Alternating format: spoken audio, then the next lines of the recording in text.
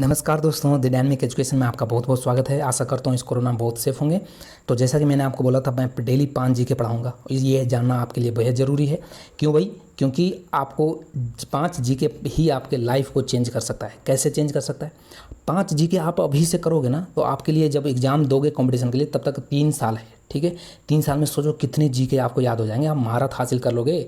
तो इसलिए कुछ लोगों को लगता होगा कि यार नहीं, एक दिन में मैं 20 की याद करूंगा। नहीं याद करो, 5 डेली करो और उसको 30 से मल्टीपल करो। देखो एक महीना में 150 जीके हो जाता है। ठीक है, तो इस तरह से हम पढ़ेंगे। और आगे जो कंपटीशन आने वाला है बहुत टफ होने वाला है। जानते ही हो आप किस तरह से कंपटीशन है देश में।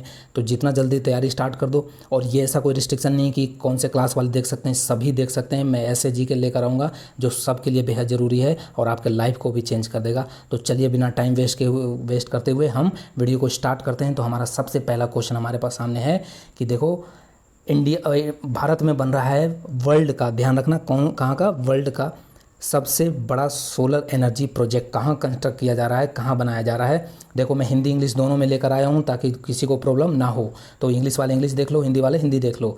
600 मेगावाट का सौर ऊर्जा परियोजना निर्माण किया जा रहा है। कहाँ किया जा रहा है आपको बताना है। आपके पास ऑप्शन है मध्य प्रदेश, उत्तर प्रदेश, तेलंगाना या तमिलनाडु। ऑप्शन कौन सा करेक्ट होगा? तो इसका करेक्ट ऑप्शन होगा ए, मध्य प्रदेश में। मध्य प्रदेश में कहाँ है भाई? तो मध्य प्रदेश के खंडवा डिस्ट्रिक्ट में है। कहाँ पे? खंडवा डिस्ट्रिक्ट में। याद रखिएगा। कौन सी नदी पे है? तो नर्मदा नदी पे है। कौन सा नदी पे? ये भी ध्यान रखिए, नर्मदा नदी पे है। और कौन सा डैम पे है? ओमकारेश्वर डैम पे। ओमकारेश्वर डैम पे है, ये भी ध्यान रखिए। देखो एक चीज़ और मैं क्लियर कर दूं कि मेरा पढ़ाने का तरीका है कि भाई मैं चीज़ों को लिंक करके पढ़ाता हूं।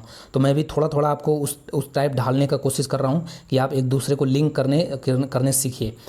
लेकिन आप ये मत घबराइएगा कि भाई मैं इतना कैसे याद रखूंगा। आप लगातार 1 महीना वीडियो देखिए, आपको ऑटोमेटिक आप अपने अंदर से जिज्ञासा आएगा कि हम आप एक दूसरे को लिंक करना स्टार्ट कर देंगे।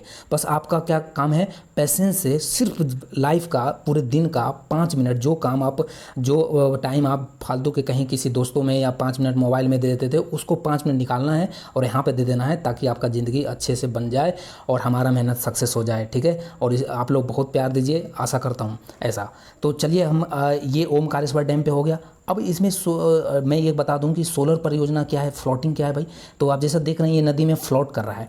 तो सोलर प्लांट लगाने के लिए क्या चाहिए? लैंड चाहिए। अब ज़मीन कहाँ से आएगा भाई? ज़मीन हमारे इतनी जनसंख्या के रहने के लिए नहीं है।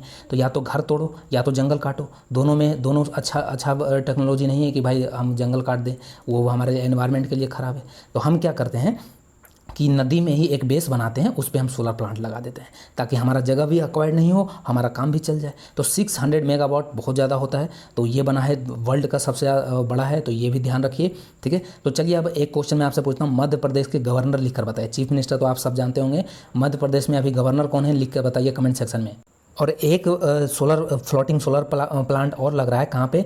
तेलंगाना में लग रहा है, रामागुंडम डिस्ट्रिक्ट में तेलंगाना में लग रहा है। ये भी ध्यान रखिएगा। एनटीपीसी उसको बना रहा है, नेशनल थर्मल पावर कॉर्पोरेशन। ठीक है, तो नेक्स्ट वीडियो देखते हैं, नेक्स्ट क्वेश्चन देखते हैं हम।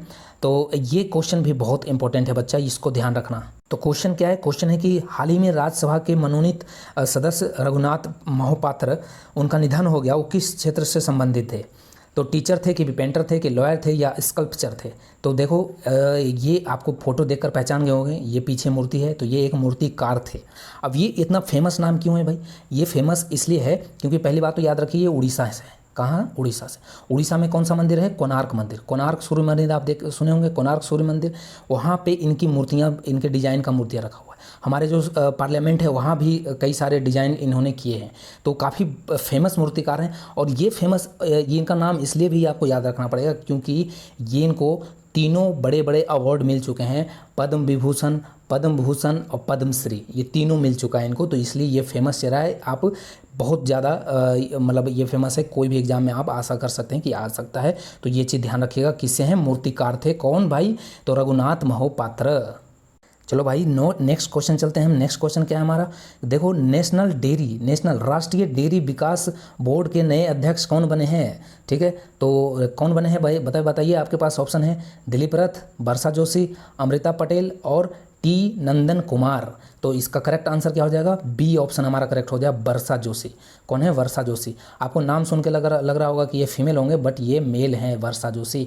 ठीक है, इससे पहले कौन थे? इससे पहले थे दिलीप रथ। दिलीप रथ को कहाँ बना दिया गया? ये बन गए इंटरनेशनल डेयरी फेडरेशन का। ठीक है, ये ध्यान रखिएगा। और नेशनल डेयरी डेवलपमेंट का हेडक्वार्टर कहाँ है भाई साहब?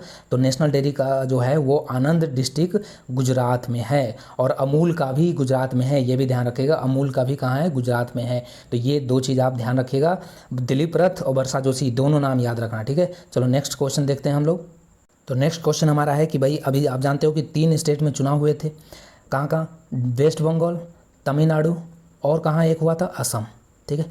तो तीनों को याद रखना है आपको, ठीक है। जो भी नए सीएम बनते हैं वो काफ़ी इंपॉर्टेंट है, आपको ऐसे भी याद रखना चाहिए, आपके भाई स्टेट है तो आपको याद रखना ही चाहिए। तो पहले थे एडापल्ली के पल्ली स्वामी, लेकिन अब कौन बन गए भाई? अब बन गए MK स्टालिन। ये कौन से पार्टी से हैं? DMK पार्टी, ठीक है, DMK पार्टी। और एडापल्ली कहाँ किस पार्टी से थे? AIDMK, ठीक है।